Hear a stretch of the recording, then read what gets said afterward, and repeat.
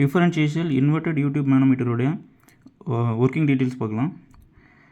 So இது எதனால் inverted YouTube மேனோமீட்டர்னு சொல்கிறாங்கன்னா, ஸோ இதில் 2 பைப்பில் கனெக்ட் பண்ணியிருக்கிற யூடியூப் மேனோமீட்டர் இன்வெர்ட்டடாக இருக்கும்.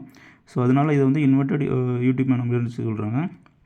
ஏன் டிஃபரன்ஷியேஷன் சொல்கிறாங்கன்னா, ஸோ 2 பைப்லேயும் வந்து வெவ்வேறு டென்சிட்டியோடைய லிக்விட் வந்து ஃப்ளோ ஆகும். ஸோ அதனால் இது வந்து டிஃபரன்ஷியேஷன் சொல்லியிருக்கோம். ஸோ இது வந்து எதுக்கு யூஸ் ஆகுதுன்னா, ப்ரெஷர் டிஃப்ரென்ஸை மெஷர் பண்ணுறதுக்கு யூஸ் ஆகுது.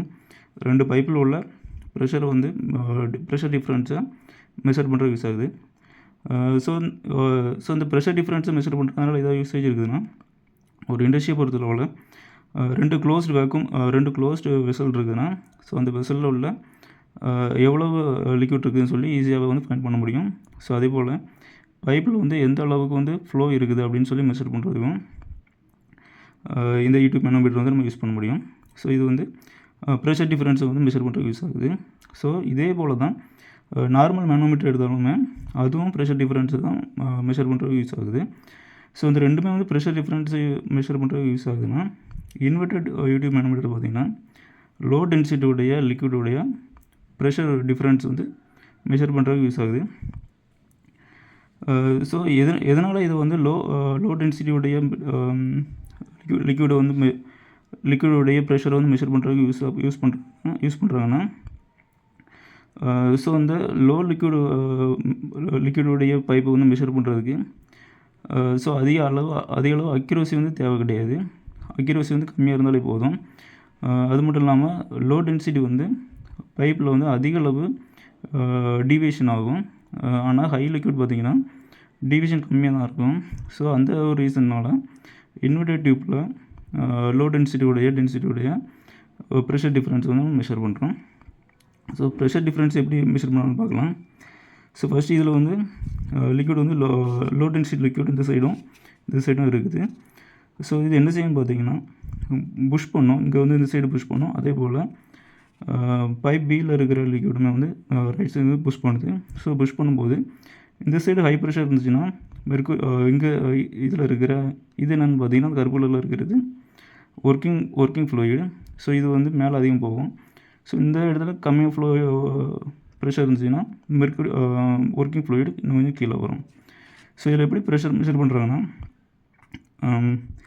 இந்த மேனோமீட்டரில் லெஃப்ட் சைடு இருக்கக்கூடிய ப்ரெஷரும் ரைட் சைடு இருக்கக்கூடிய ப்ரெஷரும் ஈக்குவலாக தான் இருக்கும். ஸோ அதை வந்து ஈக்குவல் பண்ணும்போது ஈஸியாகவே ப்ரெஷர் டிஃப்ரென்ஸை வந்து மெஷர் பண்ண முடியும். ஸோ வந்து அதை ஈக்குவல் பண்ணுறதுக்கு ஃபஸ்ட்டு லெஃப்ட் சைடு எந்த அளவுக்கு ப்ரெஷர் இருக்குதுன்னு ஃபஸ்ட்டு பார்க்கலாம். ஸோ லெஃப்ட் சைடு என்னெல்லாம் இருக்குதுன்னா, ஒரு பைப்பு ஏ இருக்குது.